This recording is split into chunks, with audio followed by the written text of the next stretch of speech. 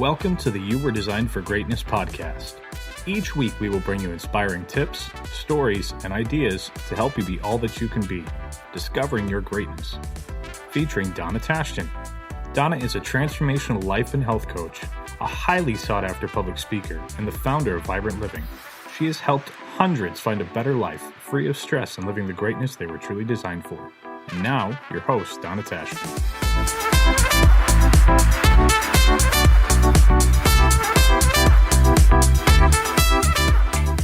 Hello, this is Donna Tashton, and I would like to welcome you to podcast number 23.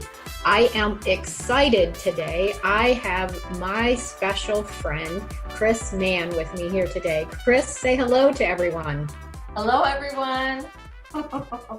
It's so good to have you with me, and I am excited. You are also one of the speakers at the Women's Conference in October.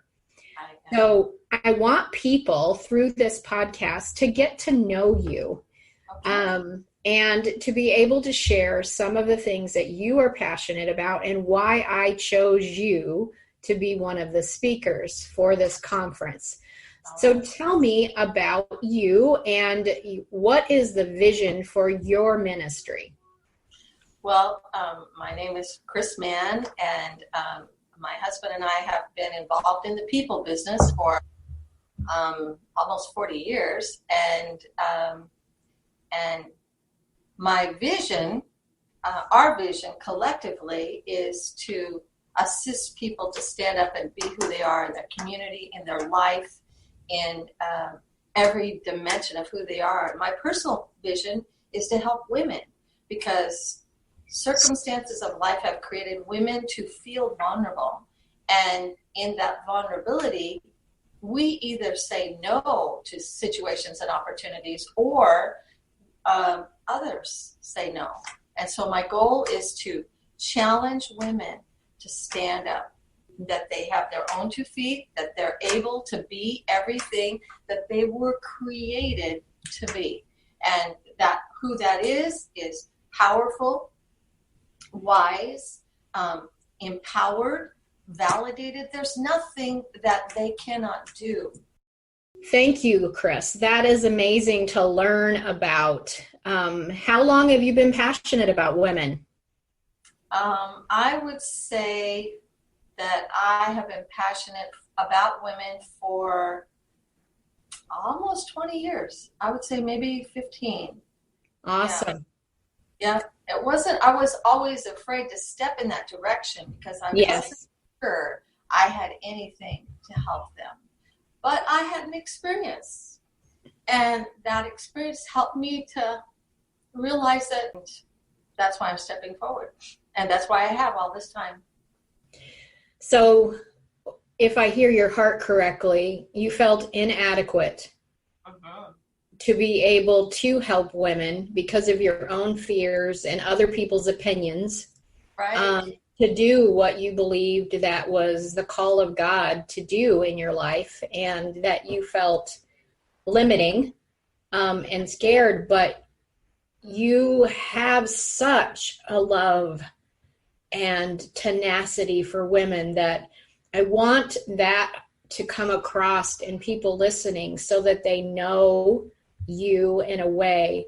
So if you could do whatever you wanted to do with your ministry, what would you be doing? How would it be making an impact? Where do you see yourself going? Well, to begin with, let me tell you how it started. And how it really began was I was in a time of my life when I was feeling that every circumstance and every situation was saying no, no, no. Until I was saying no. But I was, I try to do something and someone would come and say no. I try to step out in this area and someone would say no. And so I was in my quiet time, and I was sitting there, and I became keenly aware that I was being pressed. I felt like I was in a jar, and there was another jar coming down equal size and squishing me down into nothing. And here I was in my quiet time, and I jumped up, and it was like I took this robe off of me and I let it drop. And then I looked down at the floor, and I'm like, oh no, what did I just do? And I heard a voice, and this voice says, you don't have to keep going. You can stop. You can quit. You can take this off. But he said, how long? And then I was in a vision, and in this vision, I saw myself against this membrane, and I was being pressed so hard against this membrane that I felt like women can do that, they can cry. And I was feeling like I was pressed into this membrane till I was taking a triangular shape of myself. And then I had a panoramic vision of everything that was pressing me against that membrane. And when I looked at this panoramic vision, there were all these women, men pushing me into this membrane.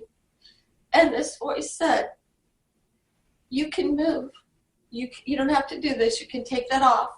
But he said, how long? He said, number one, the membrane's about to burst. And he said, you can move. You're right in position. And if you move, how long? How long will it take till someone gets into position? And how many will be lost because you didn't step forward?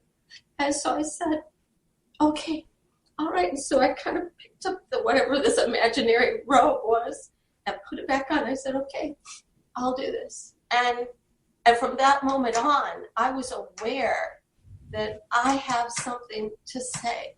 And Keep going.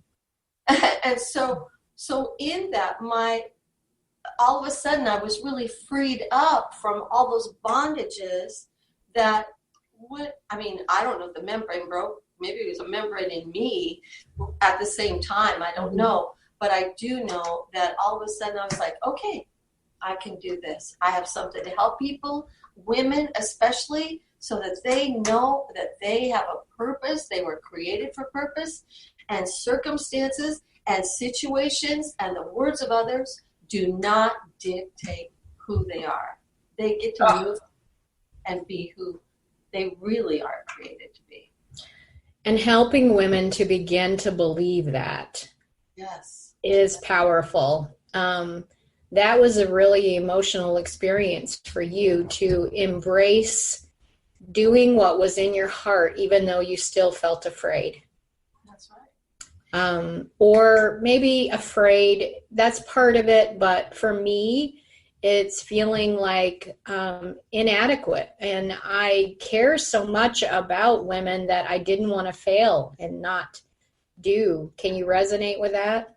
Yes, totally. Yeah.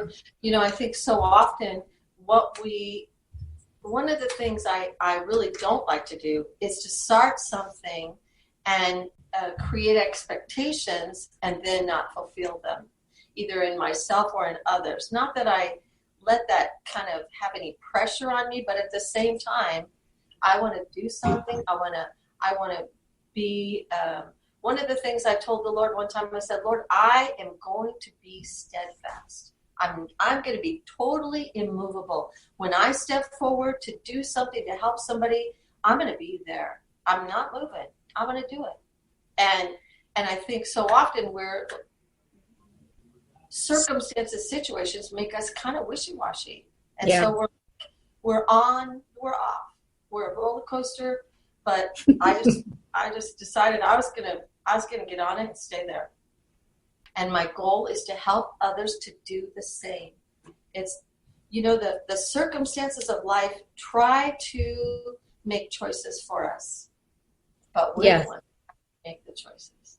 And we can choose, and we can move, and we can step forward, and we can be powerful. It resonates so much with everything that I am about, and why it's one of the reasons why I ask you to be a guest on the podcast as well, is so that you can begin to share your heart with more women and give the opportunity to impact more and more people. What would be a parting idea? What kind of wisdom would you share to some woman who is listening, other than getting a ticket for the conference, of course? Right. But I mean, in your years of experience and challenges and overcoming, we liked the word overcoming, but it meant we had to have challenges to overcome. You don't get the word victor or challenge overcomer without having something to That's overcome. Right. So what would be something that you would like to share with the women that are listening to this podcast? Well, I had this big revelation one day. I was working with kids, and I watched the kids run into the auditorium, and I realized that the adults didn't see the kids. They didn't see them. Most all of the adults, to where they would trip over them, and it troubled me, and I was real troubled about that. I ministered to the kids that day about it, but at the same time, I became aware that too many women are invisible. We get into a conversation, and we're just not there, and we are created human beings. And in that human being is something that is supposed to connect with other human beings. And we need to stop turning it off. We need to stop being invisible and be who we were created to be, because that's who we really are. And as we step into that, we really do become not only visible, but we become viable. We become vibrant. We become alive. Yes. That's it exactly. Yes. Awesome. So if people wanted to learn about your ministry, how would they reach out to you? Well, there's several ways. Number one, we're on Facebook. We're on the Search Church on Facebook, and we're also on churchbuilders.com. But do you have a specific for your personal ministry? I know you're involved in several ministries. I am. I actually do have one, and it is, I will have you put it up on this pod because I don't know. Yeah, give it to me and we'll put it in the comments so that people can access and find out more about you as a minister, because I know you're involved in several churches and other activities, but I'm about promoting you today. All right, excellent. I will do that. Yep, got it. All right, so I will put that in the comments then. Okay, sounds good. Awesome. All right, all of you listeners, I want to thank you for being with us today. Please share and like this podcast with others and subscribe as well. Until next time, this is Donna Tashjian saying, live and love vibrantly. We are excited to announce Vibrant Living International Women's Conference. We have a lineup of 5 powerful speakers, and on October 12th, the fun begins in Grand Rapids, Michigan. Early bird tickets are available for a limited time, so visit www.iVibrantLiving.com and click on the Women's Conference tab to get the scoop. You don't want to miss this inspirational event. Reserve your seat today.